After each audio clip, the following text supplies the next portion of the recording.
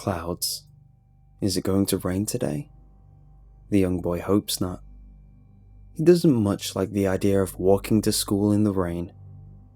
A clap of thunder makes him sigh and makes him walk faster along the gravel driveway, hoping that perhaps he will make it to his destination before the heavens open and coats him in water. He's never been the popular kid, really. He muses as he eyes the darkening sky suspiciously. Perhaps he should just skip school today. Nobody would even notice, probably. Heck, even his teacher rarely noticed or talked to him. He didn't really have close friends. Maybe he should just skip school today. As the school came into view, he heard another clap of thunder and hissed in surprise and pain as he was hit on the arm with what should have been rain. He looked at it and almost stopped walking forward as he quickly realized that it was not water falling from the sky above him. He stared stupidly at the lava-like creature that was eagerly burrowing into his forearm with sharp pincers. He somehow managed to start running as he looked up. Another fell onto his face and dug into the skin below his eyeball. He made it to the schoolhouse and banged on the door with both fists, screaming to be let in. Then he remembered, in a last sane moment, that it was Saturday.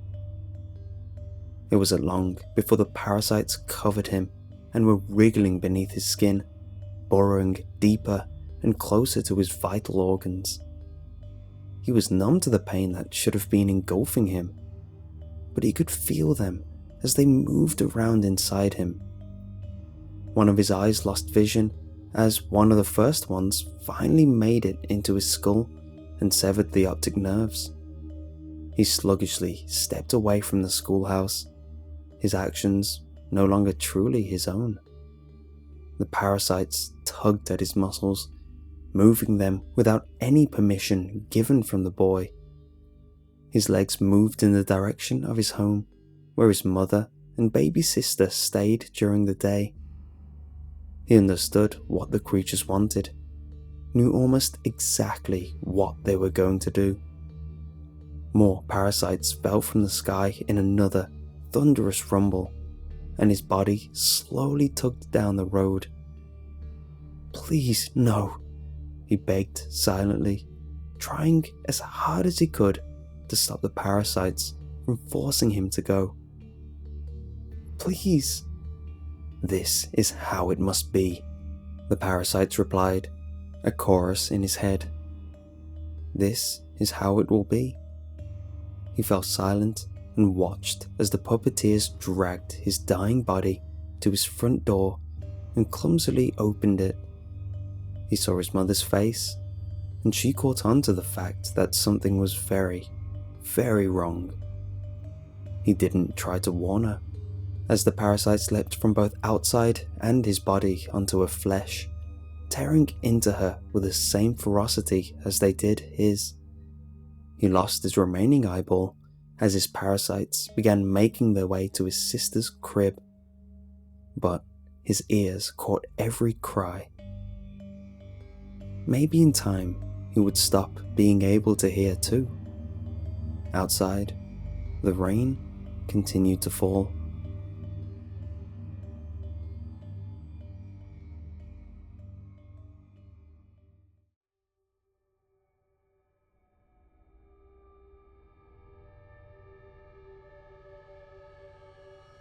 I think it was several weeks ago when it started. The electronics in my house started flickering on and off. At first, it was just a minor annoyance. I'd be on the internet and my computer would start to shut down, or I'd be cooking something in the oven and it'd turn off halfway through. I called the electrician, who said that the wiring in my house was in tip-top shape. Not believing him, I called several more electricians, all of whom said the same thing. I tried using less electricity in the house, thinking I was overdoing it. Eventually, I learned to live with it. What sparked my attention was when my co-workers began to complain of the same thing.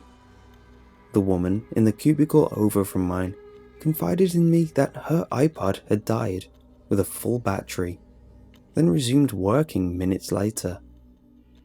Soon we were hearing bits and pieces about it on the news. They told us that the problem would be fixed soon, and nothing more. I soon found out that it wasn't just our area affected. Many areas across the country and, later on I'd find out, across the world were being affected. Things began to get worse. By now, many were used to just one or two of their electronic devices not working at once. But when they began to all shut off at once and then not work for hours on end, the panic grew. There was no explanation. The media couldn't tell us why. The electronics couldn't tell us why. Then, the generators started failing. Most schools and office buildings, and even some private homes, have generators for when the electricity goes out. The generators were working just fine, and then, just like their electronic brethren, they began to not work. Children had to go to school in complete darkness on some days. I even remember having to navigate my way through my office building with a flashlight, before the flashlight stopped working, of course. When the lights stopped turning back on, people began to panic. No matter what was done, some homes were completely left in the dark. Panic set in. Without any media access, people were quite literally in the dark about things.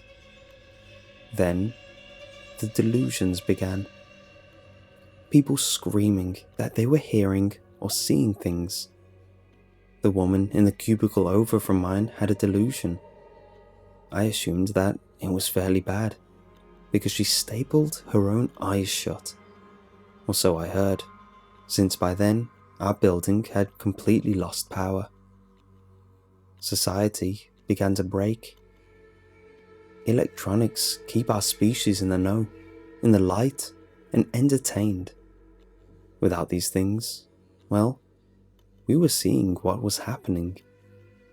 I stopped going to work. No one was really going anywhere anyway. People were staying at home, stockpiling food and survival necessities, and taking care of their loved ones who were suffering from delusions. During the day, the only time where there was light, now I saw a man collapse on my lawn. I rushed out to help him, but as soon as I got near him, he started screaming and clawing at the air. "Oh God, the lights! We need the lights! Turn them back on, please!" I was afraid to approach him. I took a few steps closer until what he said froze me in my place.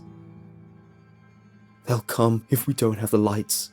Come for all of us, man, woman, child, every one of us." I felt my hair stand up on end.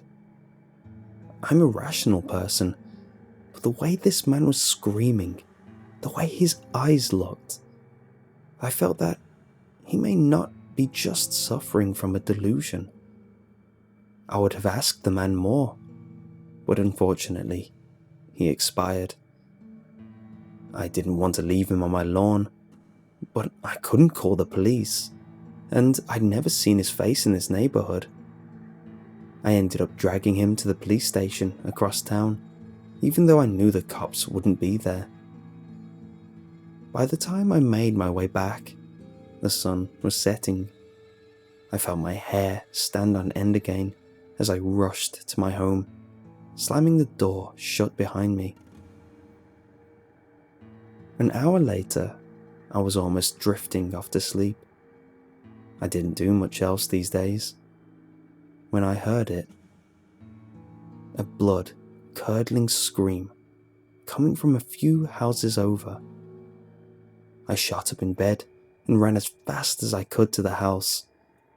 A few others joined me, and we waited to see what was wrong. However, no one came to the door. No one cried for help. One of the men who had come to help decided to check it out. He busted down the door and disappeared into the darkness inside. A few moments later, we heard his scream too. But as we were closer this time, we also heard brand new noises. The sound of flesh being torn from the bone, of inhuman laughter, of blood hitting the walls. All I can remember is arriving back home. If I think hard on it, I remember seeing one of them through one of the house's windows. Just this bright, white eyeballs. Of course, the thing itself is black, matching the darkness it lives in. Of course, it does have those teeth. Oh God, those teeth. When it smiled at me through that window, I saw them. Shiny and white and sharp, gore dripping from them. And now, here I am. I've locked myself in my room, only the moonlight from a small window to guide my pen as I write this. I hear panic outside. They're trying to fight whatever they are, but failing. More screaming, more crunching of bones, more blood staining the streets. It's all I've had to listen to for the past few hours. I'm surprised I haven't gone completely insane yet. I've had time to think too. This is why we're afraid of the dark. These beings are the dark, the worst of it. They're the reason that children have to sleep with a nightlight on. Light kills them. That's why they don't attack during the daylight, or whenever there's the smallest amount of light, even coming from a computer screen. They're careful about appearing to humans, when it's not mealtime, of course. But now, I know why everyone's afraid of the dark when they're a kid. I remember now, seeing one of them out the corner of my eye when I was 5 years old. My mother told me I was just seeing things, that it didn't exist. If I could hold out for a few more hours, daylight will come. Maybe help will come, but they won't be able to attack me.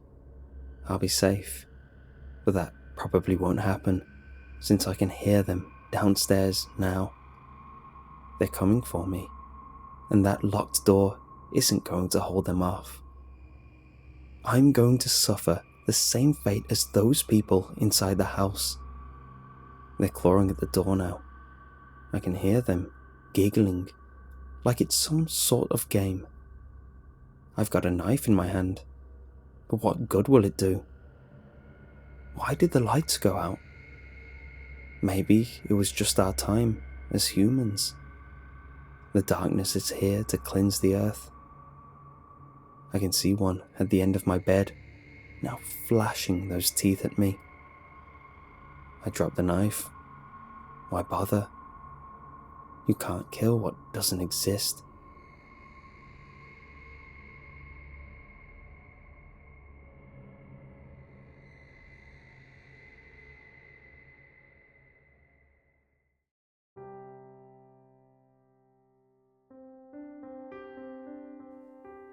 My story starts off when I was in high school. At the time, I was in my history class, listening to some boring discussion. I kept having the urge to dip class for the day, so I excused myself to the professor, saying, I need to take some rest at the infirmary. The professor agrees, probably too tired and bored to even really care. I make my way down the school to the 4th floor, when I get this sudden urge to pee. I walk to the corridor leading to the restroom. Our corridor is huge. Its height is probably 3 times my size. I went down to one of the 3 stalls and took a pee. Instant relief. Then, almost out of nowhere, I start to hear this murmur. I kept trying to make out what he was saying, but the accent was so odd. It sounded like spectara super te. I had this horrible, overwhelming feeling go down my spine, and I began to check my surroundings. I hesitantly checked the other cubicles. No one was inside them. In fact, nobody was in the restroom but me. Then, the murmurs returned, but this time, it's now a chant. Spectara super te, spectara super te, spectara super te. I kept looking behind myself, but nothing was there, so I decided to dip out of there as fast as I could. I just returned to class. I bet I must have looked like a ghost. My professor sees me as he exits the room and asked me what was going on. So I told him that I kept hearing something in the bathroom, but I couldn't find the source of it. He stopped dead in his tracks, like a deer in the headlights, and asked me exactly what I had heard. So I explained the whole spectara super te thing, as crazy as that might sound. I noticed he became incredibly pale, and he told me he had to go, that he had to have a meeting with the principal. I tried asking what was wrong, but he wouldn't tell me. The following day, the school invited this priest to bless the school, focused on the bathroom that I went to that prior day. I was then invited to the principal's office, where he told me not to tell anyone what had happened. Years go by. I graduated and almost forgot the whole thing entirely. That was until my high school reunion. Walking into the old school brought back so many memories, and that's when I noticed the restroom, but now it was renovated, turned into a faculty staff room. I kept thinking of that day, that odd day that was never explained, but sticks out in my memory so painfully. That's when I ran into the old professor, the guy that wouldn't explain anything to me that day. We briefly caught up before I asked, what the hell happened that day? He then asked me to step outside with him so that nobody could hear us talk. I guess the principal still wanted everyone to keep their mouths shut about it. He then tells me of a story of this girl that was, for lack of better word, assaulted in the men's restroom at the school decades ago, and that the culprits were never caught. The girl committed suicide in the same restroom days later by hanging herself. The school tried forgetting the incident ever took place. That's when I knew there was only one thing to ask him. What was the noise I heard that day? He replied, You mean super te? Yeah, I whispered. You really want to know? He asked. I nodded. It's Latin for look above you.